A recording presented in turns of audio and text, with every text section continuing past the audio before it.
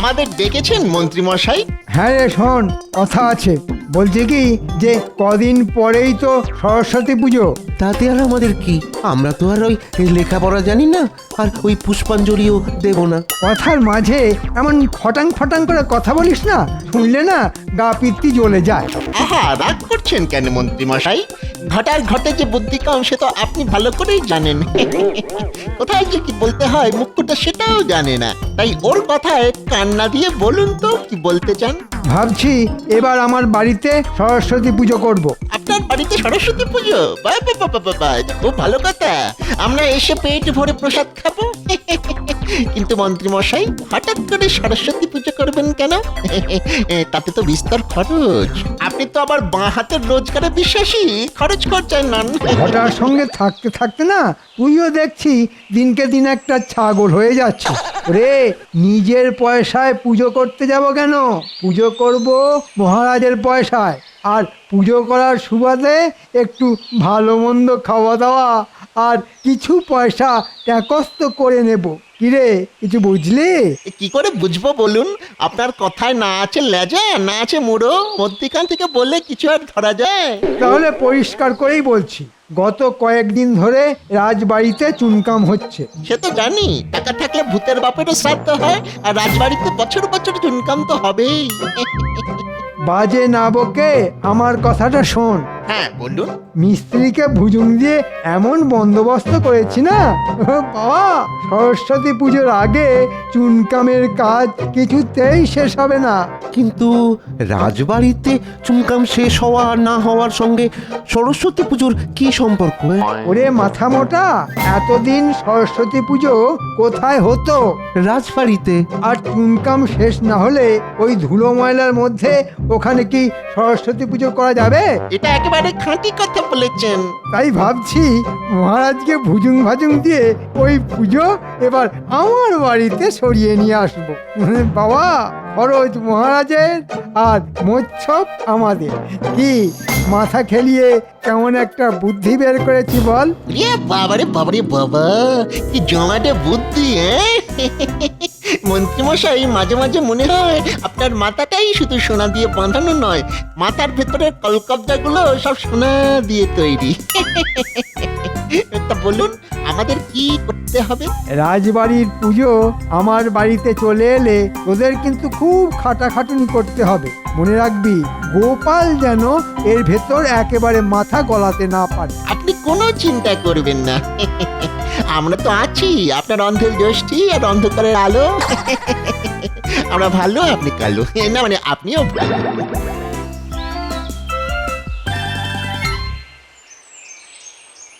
গিন্নি, তাড়াতাড়ি ভাত দাও দেখি, আজ একটু সময় মতো রাজসভায় পৌঁছতে হবে বুঝলে।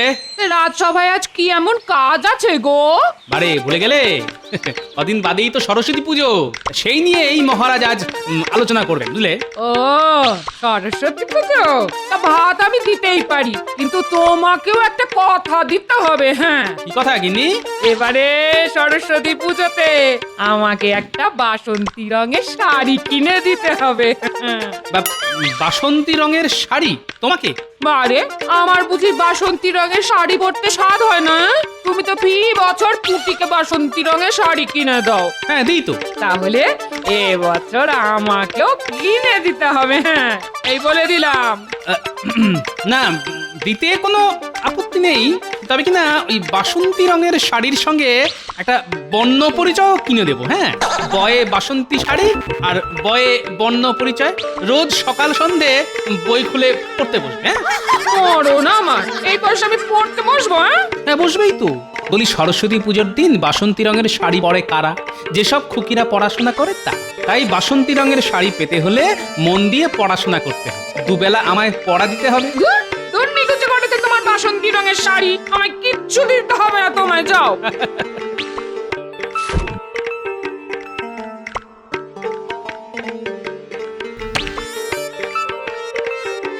আরে ভাতের হাঁড়ি নামিয়ে নিয়ে চলে যাচ্ছ কোথায়? আরে ও গিন্নি, আমার ভাত। দেখছি আচ্ছা ঝামেলা, এক্ষুনি তো প্রলয় কাণ্ড ঘটিয়ে ছাড়বে। না, যেমন করি হোক শ্বশুর মশাইয়ের এই পাগল মেয়েটাকে ঠান্ডা করতে হবে। আরে গিন্নি, গিন্নি গো, আরে গোপাল দাদু, ও গোপাল দাদু। বোঝো, এদিকে গিন্নি, অন্যদিকে নাতি নাতনির দল। বল, কি বলবি? বলতে এসেছি যে কদিন বাদই তো সরস্বতী পুজো। তো অন্যবারের মতো এবারেও রাজবাড়িতে ঘটা করে সরস্বতী পুজো হবে তো?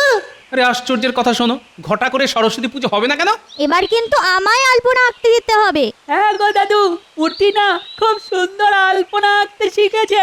ঠিক আছে, তাই হবে। পুটি আলপনা দেবে। তা তোরা এখন যা তো বাপু, আমায় আবার এক্ষুনি নিয়ে খেয়ে রাজসভায় যেতে হবে। আরে আজকে তো এই পুজো নিয়েই রাজসভায় আলোচনা আছে। তাহলে এখন আমরা আসছি দাদু, আমার আলপনা দেওয়ার কথাটা কিন্তু মনে রেখো। রাখবো রে বাবা, রাখবো। এখন তোরা আয় তো দেখি। গিন্নি, আরে ও গিন্নি, কি হলো কি? এমন করে গিন্নি গিন্নি করে পাড়া মাথায় করে তুলছো কেন? হ্যাঁ, আমি কি মরে গেছি নাকি? হ্যাঁ, বালাই ষাট, তুমি মরবে কেন? কিন্তু মুখের সামনে ভাতের থালা না পেলে আমি যে মরে যাব গিন্নি। কিন্তু আমার শাড়ি দেবো, কিনে দেবো। কিন্তু এই বয়সে আর এরকম ভারী চেহারায় বাসন্তী রঙের শাড়িতে তোমায় যে বড়ই বিদ্যে লাগবে গিন্নি। কি কি বললে?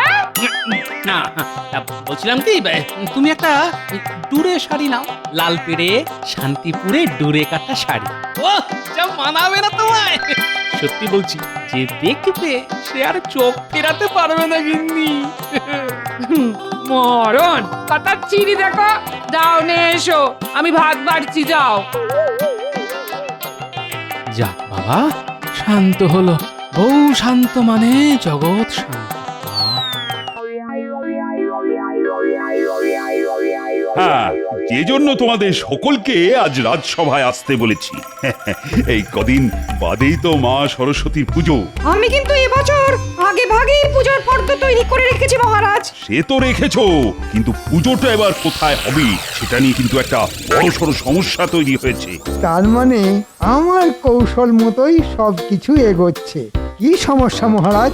একবার মুখ ফুটে বলে ফেলুন, দেখুন আপনার এই মন্ত্রী সেই সমস্যার সমাধান করতে পারে কিনা।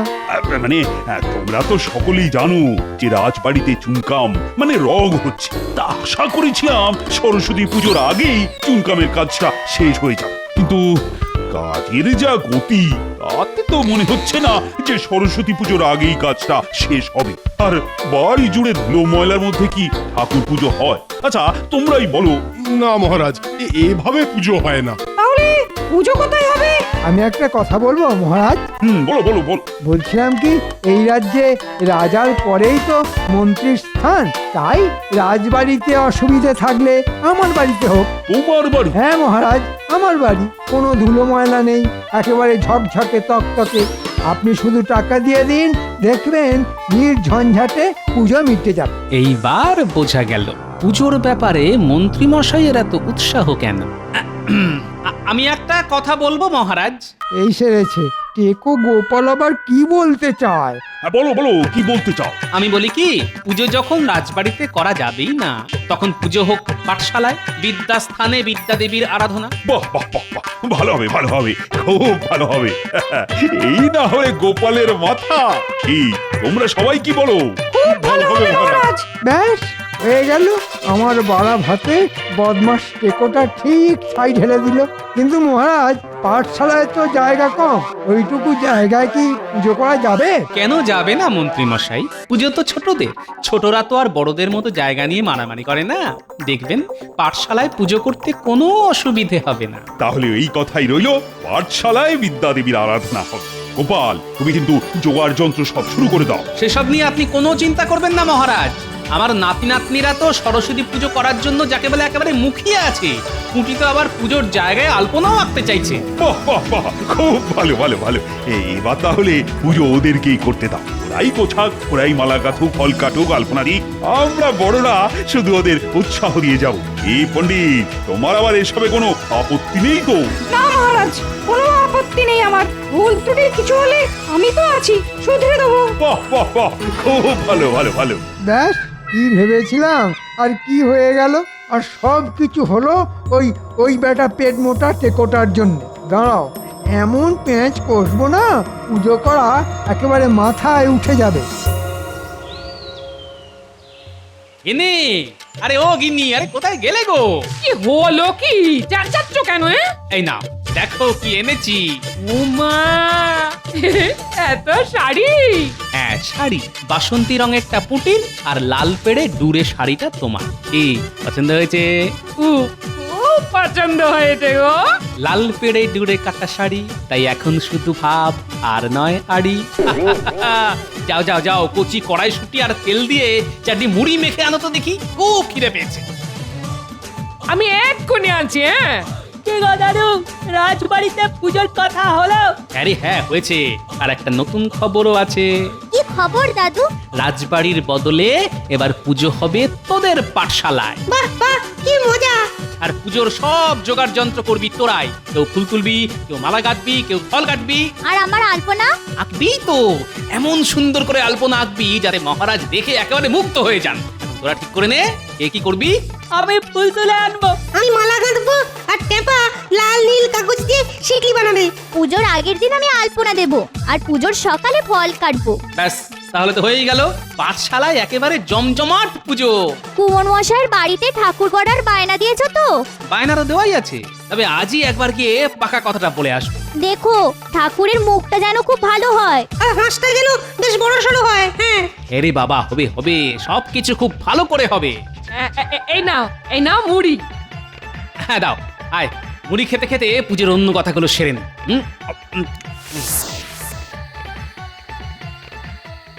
তাহলে আর কি হবে, চল ঘটা, শীতের সন্ধ্যায় কাঁথায় মুড়ি দিয়ে শুয়ে পড়ি। কেন কেন কাঁথা মুড়ি দিয়ে শোয়ার কথা আসছে কেন?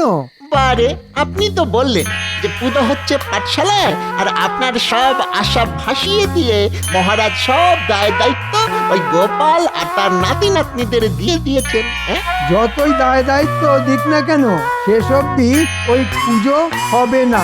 মানে আমি সবকিছু ভন্ডুল করে দেব। মানে আয় চুপি চুপি বলি, আয়।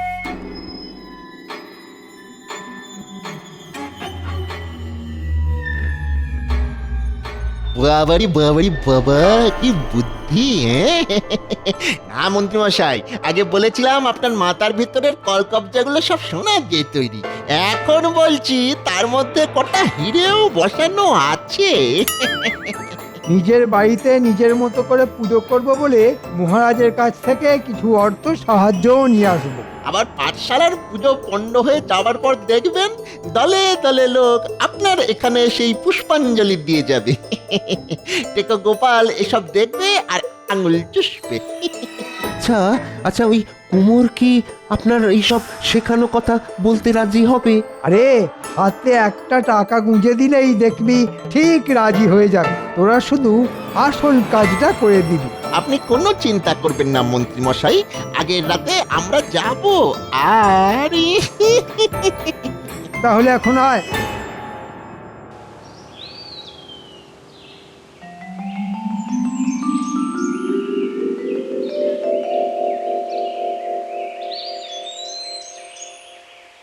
তা তো প্রণাম মহারাজ। আরে মন্ত্রী যে, বলো কি বলবে? আগে মহারাজ, কাল রাতে একটা কাণ্ড হয়েছে। কাণ্ড? কি আবার কাণ্ড? রাতের বেলা ঘুমের মধ্যে আপনার বৌমা স্বপ্নে মা সরস্বতীকে দেখেছে। হ্যাঁ? মা সরস্বতী স্বপ্ন? এ তো খুব পুণ্যের কথা। স্বপ্নে মা নাকি পুজো চেয়েছেন। তাহলে করে ফেলো। কিন্তু কি করে করব মহারাজ? ছোটখাটো করে করতে গেলেও তো অর্থের দরকার। এদিকে আমার হাত যে একেবারে খালি। ঠিক আছে ঠিক আছে, সেসব নিয়ে চিন্তা করতে হবে না। যা যা দরকার হবে বলো, আমি দিয়ে দেব। আপনি আমাকে বাঁচালেন মহারাজ। এই মুহূর্তে আমার পুজো করার সামর্থ্য নেই শুনে আপনার বৌমা এমন কান্নাকাটি করতে শুরু করে দিয়েছে যে কি বলবো। না না, তাকে কান্নাকাটি করতে বারণ করে দাও। আরে আমি আছি তো নাকি? সেটাই তো আমার সব থেকে বড় ভরসা মহারাজ। প্রাচীন বটগাছের মতো এমন মাথার ওপর পাতার ছাতা ধরে দাঁড়িয়ে আছেন যে একটুও রোদের তাপ লাগে না। আপনি তো আর বুঝতে পারলেন না, হাল কেটে কত বড় কুমিরকে ঢুকতে দিলেন। তাহলে তাহলে আমি আমি আসি মহারাজ। হ্যাঁ হ্যাঁ, এসো এসো এসো।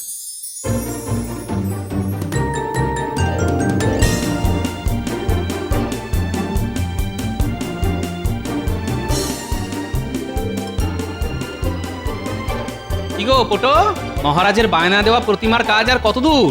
এই তো হচ্ছে, পুজোর আগের দিন সন্ধেবেলা পেয়ে যাবে। না না না না, সন্ধেবেলা নয়, বিকেল বেলাতে দিতে হবে। এবার এত তাড়াতাড়ি কেন? আরে এবার যে পুজোর দায় দায়িত্ব সব ছোটদের, আর ওদের খুব ইচ্ছে মনের মতো করে প্রতিমাকে সাজাবে। ঠিক আছে, বিকেল বেলাতেই দিয়ে দেব। আর দেখো প্রতিমার মুখটা যেন খুব ভালো হয়। ওসব নিয়ে কোনো চিন্তা করতে হবে না।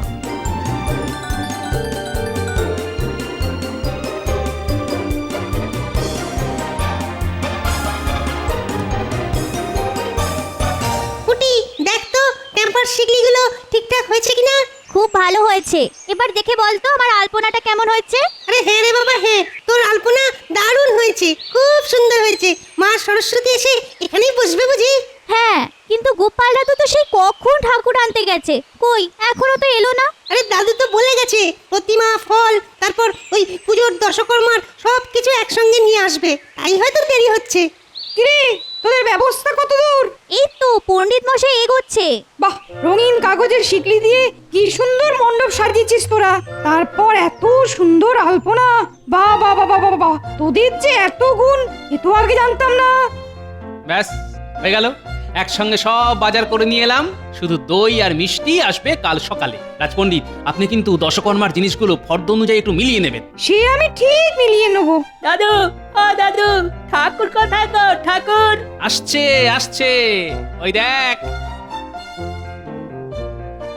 বাহ বাহ, কি সুন্দর ঠাকুর। কোথায় রাখবো? ওই যে গোল করে আলপনা দেওয়া হয়েছে, ওইখানে রাখো কাকু। একটু সাবধানে বসাও, আমার আলপনা কিন্তু এখনো কাঁচা আছে। ঠিক আছে রে বাবা, ঠিক আছে, দেখবি তোর আলপনা একেবারে ঘাটবে না। দেখি, আহ, বাহ, খুব সুন্দর মানিয়েছে রে। কিরে পুটি, ঠাকুরের মুখটা ভালো হয়েছে তো? খুব ভালো। কিন্তু দাদু, ঠাকুর তো এলো, কিন্তু ঠাকুরের হাঁস। আহা, আসছে আসছে, ওই দেখো ওই দেখো, ওই পোটো মশাইয়ের ছেলের কোলে চেপে আসছে।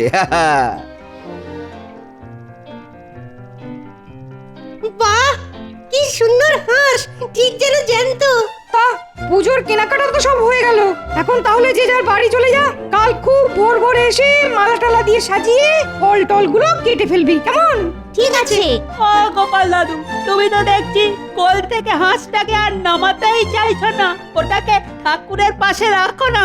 বড় মিষ্টি হাঁস রে, তাই এখন এটাকে বাড়িতে নিয়ে যাই। কাল ভোরে যখন আসবো তখন এটাকে আবার কোলে করে নিয়ে আসবো।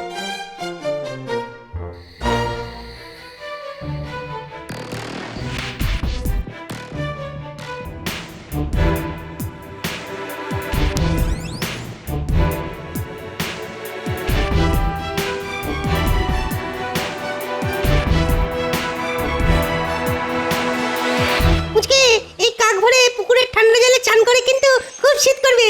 তুই তো আবার শীত কাতুরে।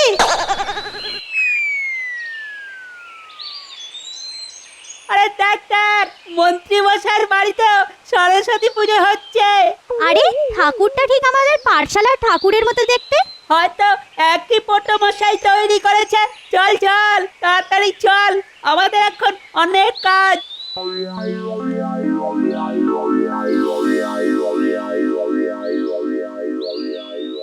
একেবারে ভোর ভোর চলে এলাম। তা পুজোর জোগাড় যন্ত্র কত দূর? আর জোগাড় যন্তর, তাকিয়ে দেখো পাঠশালার প্রতিমাই নেই। হ্যাঁ, সে কি? তাহলে তো এক্ষুনি মহারাজকে খবর দিতে হয়। জানো গোপাল দাদু, মন্ত্রী মশাইয়ের বাড়িতেও এবার পুজো হচ্ছে, আর ঠাকুরটা নাকি ঠিক আমাদের ঠাকুরের মতো দেখতে। কি বললি? মন্ত্রী মশাইয়ের বাড়িতে পুজো হচ্ছে, আর সেই ঠাকুর দেখতে ঠিক আমাদের ঠাকুরের মতো? এদিকে আমাদের ঠাকুর কে বা কারা নিয়ে পালিয়ে গেছে। সে কি? তাহলে কি হবে? একবার মন্ত্রী মশাইয়ের বাড়ি চল তো দেখি। রাজপণ্ডিত, আপনি মহারাজকে গিয়ে ডেকে নিয়ে আসুন। দেখো গোপাল, মুখ সামলে কথা বলবে। তুমি কি বলতে চাও? আমি পাঠশালার প্রতিমা চুরি করে এনেছি? আহা, বটা ঘটা থাকতে আপনি আর নিজে হাতে করতে যাবেন কেন বলুন তো? গোপাল, তুমি কি জানো মহারাজ আমাকে এই পুজো করার অনুমতি দিয়েছেন? দাদু, ঠাকুর তো এনে ওই কাঁচা আলপনার উপর বসানো হয়েছিল। এটা যদি আমাদের ঠাকুর হয়, তাহলে কাঠামোর নিচে নিশ্চয়ই আলপনার দাগ লেগে থাকবে। তাহলে তো একবার কাজ করে দেখতে হয়। খবরদার, এই খবরদার, খবরদার, ঠাকুর কাজ করবি না। তোদের কাজ করতে গেলে তো ঠাকুরকে একটু কাজ করতেই হবে। এই এই তো কাঠামোর তলায় আলপনার সাদা রং লেগে রয়েছে, তার মানে এ ঠাকুর আমাদের।